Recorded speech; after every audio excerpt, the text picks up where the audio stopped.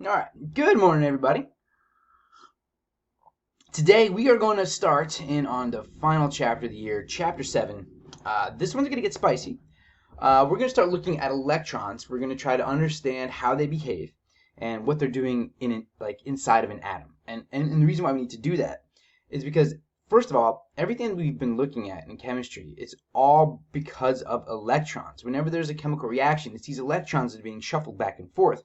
Anytime there's a bond, it's because electrons are doing it. Anytime things fall apart, it's because the electrons are doing it. Anytime energy is spit out, it's because the electrons are doing it. It's kind of important to understand what electrons are. Now, electrons, also give atoms their shape.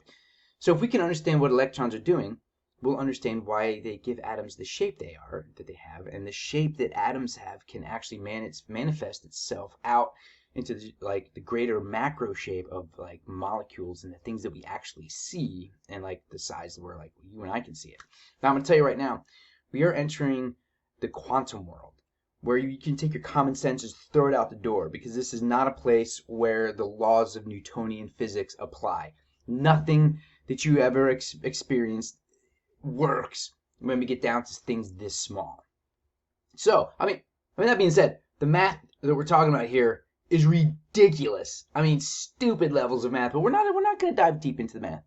But what we do need to know and understand is what the math tells us, because when it comes down to things like electrons and whatnot, that's all we got. We only have the math. We can't even observe an electron, and we are going to find out why in a little bit, because we are jumping into, yay, quantum theory. So, here's the deal.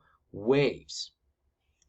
Before we really understand what electrons are and how they work, we got to understand what waves are and what light is. And the reason being is because, like I just said, we can never directly observe electrons, so we can really only understand them by how they interact with the world. And one of the things that they really interact strongly with is light. And so to understand light, we need to understand its basic properties. And these are wavelength. Wavelength, I'm hoping you guys know what wavelength is. It should be pretty obvious here what wavelength is. It's oh, hold on a minute. There we go. It's the length of a wave. It's like the distance between two corresponding points. So it can be the distance between crest and crest. If this continued down here, it'd be like the distance between trough and trough. And right here, the particle is going up. So there's one uppity spot. Here's another spot where it's going up. So this distance, right? The distance between corresponding spots, parts of a wave. Now, a wave is basically like an oscillation, right? That moves through space, like throwing a pebble in water. That's a great visualization of what a wave is.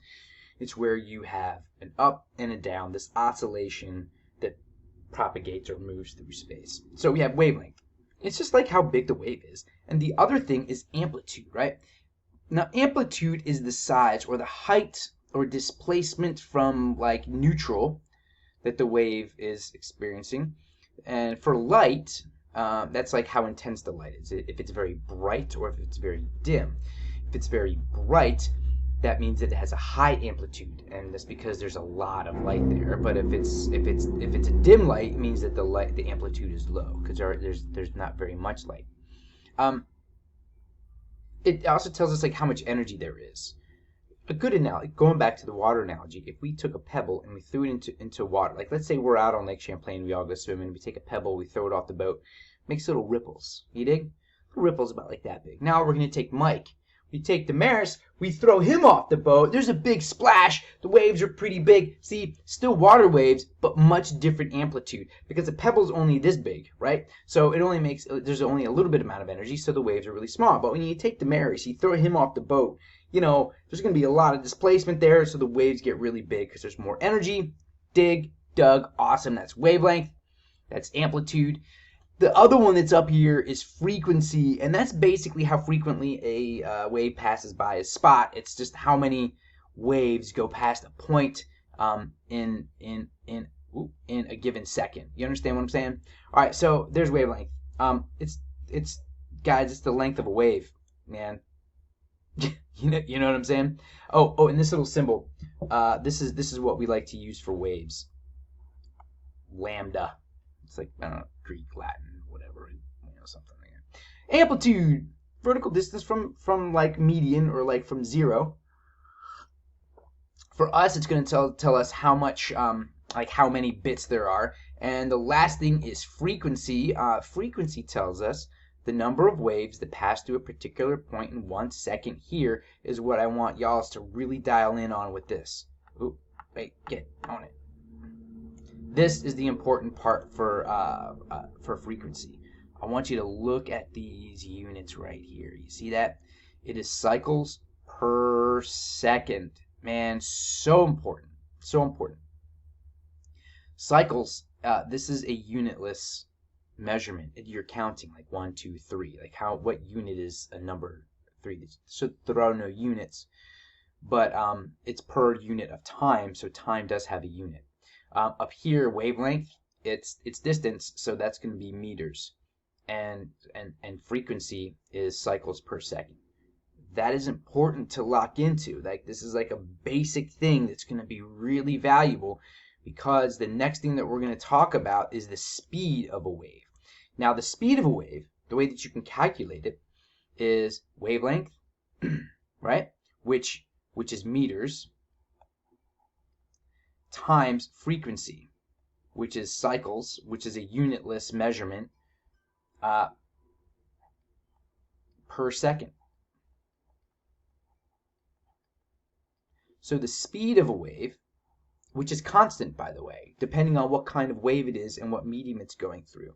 Going back to throwing Mike off the boat, which would be awesome. If we took that pebble and we threw a pebble off the boat, you can watch the ripple of waves, propagate or spread out, right? It'll be going at a certain speed. Now, if you took Mike, you threw him off the boat, those waves would propagate out at the exact same speed, because all waves, as long as this, like each different type of wave, they're all going to travel at the same speed. Why? Because nature, that's why. So here's the deal. In 1873, this is when this debate started. Some dude was like Maxwell. He was like, light obviously is waves. And you know what? He was absolutely right. Light, the stuff that you and I see with, is basically a bit of the stuff going through space. Now it's going from point A to point B. And it is oscillating like, whoa, as it goes through space. And it is actually two things oscillating at the same time. It is a moving electric field, and it is also a moving magnetic field coming out of the same point, like going through space. It makes perfect sense, right? So it is both a magnetic field and an electric field sort of at the same time, and that's why we call it electromagnetic radiation or electromagnetic waves, because you see electro, that is for the electricity part, magnetic, that's for the magnetic part. That's what light is. It's a wave. Like, everything about light is like, behaves exactly like a wave, completely, totally, utterly, 100% like a wave. It's crazy, but it's true.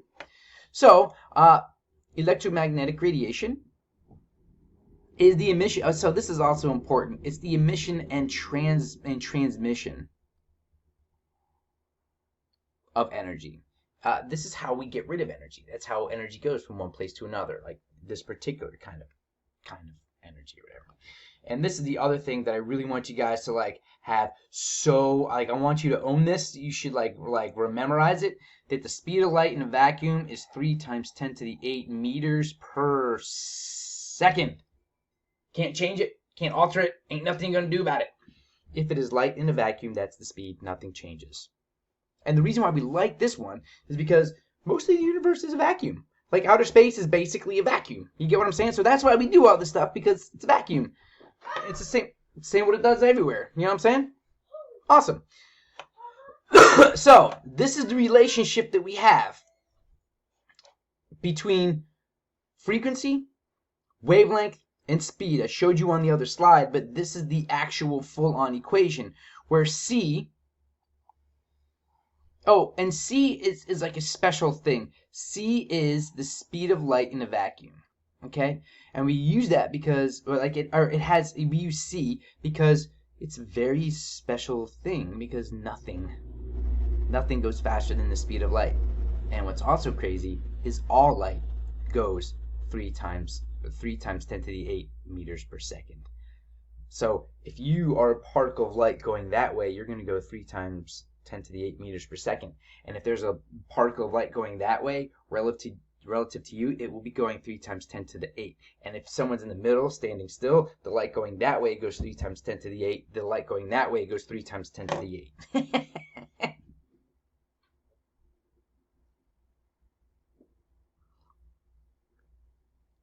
Truth. Truth. That's why we give it like its own thing. See, and if you don't like it, you don't have to believe. This isn't me. This is Einstein. I didn't come up with this. This guy, he could. I remember what I just had for breakfast like 15 minutes ago. This is Einstein. Okay, so yeah, there's that. Yeah, super simple stuff. All right, so let's apply this, and it's really not as bad as you think. Like, we're not gonna be doing. Ooh, well, maybe we will be doing some relativity stuff. I don't know. Do you guys want to do relativity? I don't know. Let's check. All right, let's just look at this problem. All right, the wavelength of the oh, guys, come on, how could I not do this? Oh well, just like that. That's all. All right, the wavelength of green light from a traffic signal is 522 nanometers. Pretty small, because, you know, light, and it's incredibly small. What is the frequency of this radiation? All right, this one's super simple, right? Because the speed of light is equal to the wavelength times the frequency. Super duper easy, but I'm going to bring us back to the units, man. Remember this, when you leave here, always check the units. So this is wavelength. Wavelength is in meters, and frequency is in inverse seconds, or, you know, 1/seconds. Either way you want to write it. Problem is, we're given 522 nanometers. So what's the plan here, guys? Easy. One, I'm going to turn nanometers into meters. And then two, I'm going to find frequency. Dig? All right. So, step one. Let's change her up here. Oh wait. For step one, I'm gonna have, let me write this down. What do we have? 522 nanometers. Now, how are you supposed to know how many nanometers? I don't have it memorized, but you know what I can do?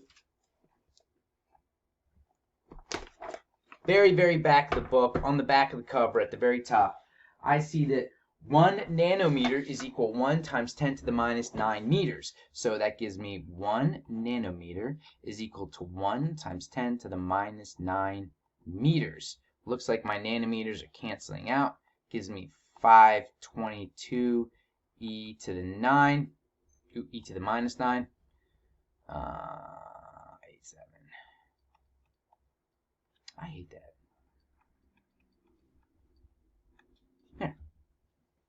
Got it? All right, step one. Step one, that's so easy. I think everybody, I think that you're going to be able to survive this first beginning of like quantum mechanics and stuff like that. So next we're going to find frequency, and we're going to do that because we all know that the speed of light is equal to the wavelength times the frequency. This is a standard. It is 3 times 10 to the 8 meters per second. Is equal to, our wavelength is 5.22 e to the minus 7 meters times frequency. Well, I hope that works out to be inverse seconds. So 3 times e to the 8 divided by 5.22. But I'm just gonna write this down. I don't know if I did the math right.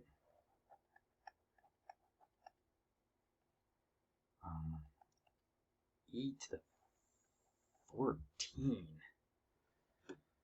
Geez, let me see. 3 significant figures.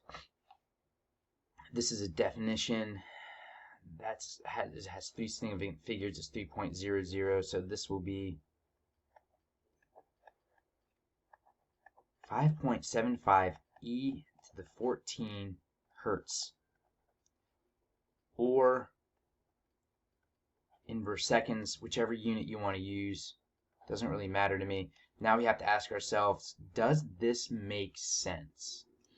Does it make sense that we're going to have 5.75 e to the 14 cycles pass by every second?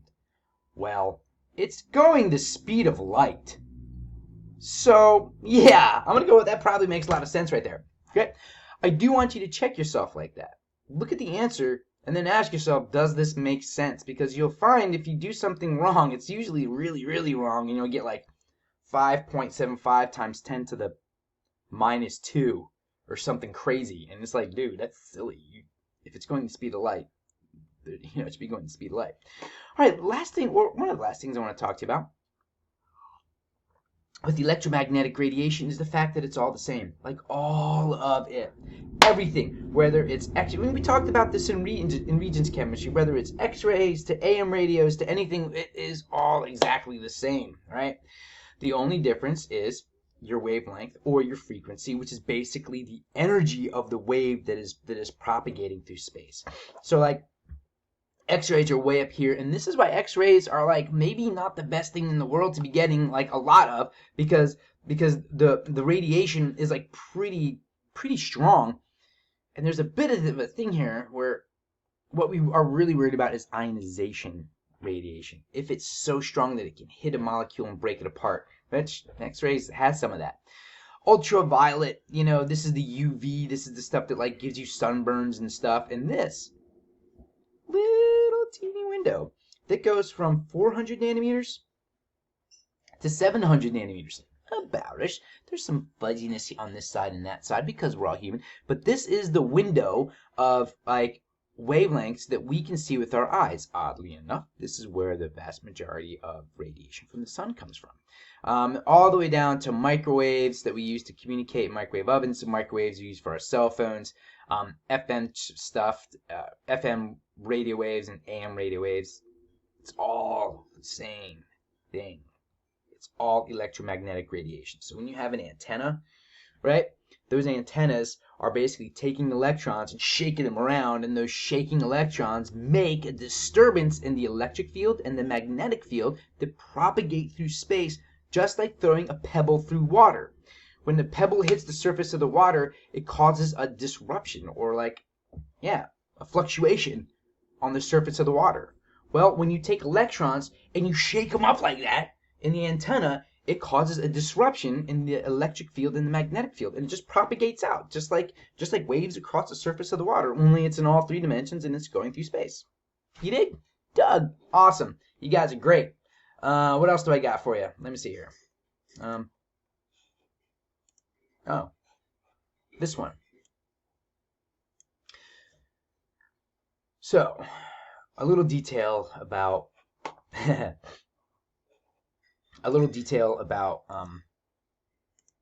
about light.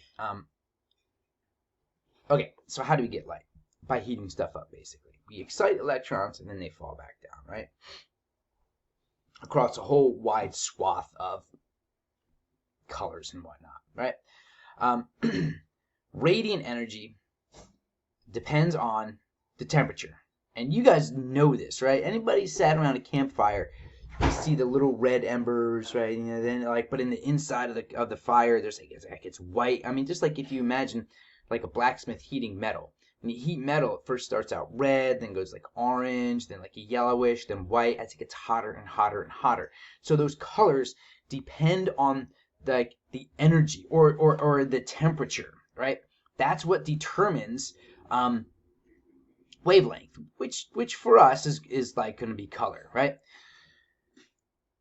Here's the thing, though. It's like when we look at a rainbow, we see that really beautiful, smooth transition of Roy G. Biv, but it's not actually Roy G. Biv. It comes in discrete units, quantities. You get it? The energy is actually pixelated. It's not Roy G. Biv. It's it's like all these little teeny tiny steps that we go, our eyes just aren't sensitive enough or like fine-tuned enough or calibrated well enough to see that. However, if you go outside at night, or if you're in a dark room and think your vision starts to look a little bit grainy, that's your eyes picking up on like the pixelation of the universe, the quantumness of the universe, because light comes in these discrete units, right? There's like these basic packets of light, and here is how we found it. This is the equation that we like to use. It's called Planck's equation, where the energy of whatever light that you happen to have is equal to this thing called Planck's constant times frequency. Now, where did this come from? Dude, Planck was just some genius guy who was just like trying to figure out this problem called black body radiation, and he just threw this number in there because it made the math work. He had no idea what was going on. He just like, we're trying to solve this problem because it doesn't make any sense. So he threw in this thing, bam, everything all of a sudden worked. Like all the math worked. So here's what the problem was. There's these things called black bodies, which are pretend. They are things that, like, it's a theoretical thing, that don't reflect any light. They just emit light. So when you heat it, they start to glow, right? And so all the light coming off of them is only coming from the heat, only coming from the temperature, which is only a pretend thing because everything reflects a little bit. But the problem is, if you do all the math according to like Newtonian physics, or like the kind of physics that you and I are used to seeing, like you throw a baseball at somebody, kinetic energy, blah blah blah, right? It fell apart because it said that eventually, the hotter it gets, it's going to be like an infinite amount of energy, which is stupid because like the wavelength, right? Like that wavelength has to do with energy. The bigger the wavelength, the lower the energy of that particle or that quantum of light. The shorter the wavelength, the greater the energy that little packet of light has. So what they were realizing, if they did it using like regular math, that the wavelengths approached zero. It hit an asymptote. And if that wavelength approached zero, that meant infinite energy, which is stupid. You mean, no, that doesn't happen. Otherwise, there would be no energy problem. You kidding me? We just like turn on a light bulb and there would be like infinite amounts of energy being spit out of it. And that would be bad because we would be evaporated. So they were working on this. Like why doesn't the math cooperate with what we're observing? Planck was this dude. He was like, I mean, he was a genius. This guy was, but he was like, you know what? I figured out if I put this number, this constant inside the equation, everything works. Let's go with it. And they're like, hey, Max, what does that number mean? And he was like, shut up, it works. And that's really that's really where his science like ended up. They were like, shut up, I don't know. We'll figure it out later. Right now, the equation totally works. And so that's what they did. And they solved it. But nobody quite realized how earth-shattering, a statement that was. That means that the universe is pixelated. There is a limit. Like, there's the end. Like, you can't get smaller than a Planck constant. That's it. That's the grain of the universe. So far, we've not been able to break this. This is like one of those laws of nature that don't make any sense, but there it is, that like the universe is absolutely pixelated. There is a limit to the smallness of the universe. How small? Right there. That's small. That's like the smallness of the universe. Right? So here's the deal. Physics Girl explains the ultraviolet catastrophe. I'm not going to play it for you here, but I'm going to put a link down in the thing underneath the YouTube video. I highly recommend you check it out. She does a very good job of explaining this whole black body radiation thing, and she's also awesome, and you'll actually learn a lot from her. She's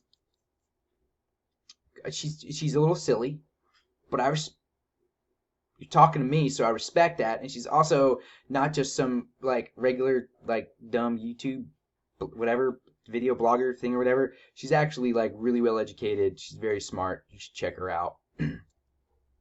Don't think I'd leave you empty-handed. Now I'm going to post this up in the whatchamacallit thing. You've got 2 to 12, but because this chapter is also extra spicy, you will need to do a chapter outline. Just for this one section. I'll detail it all, but make sure you read it. But just a reminder, don't forget to do the chapter outline. 2 to 12. Dig into it. Y'all have a great day.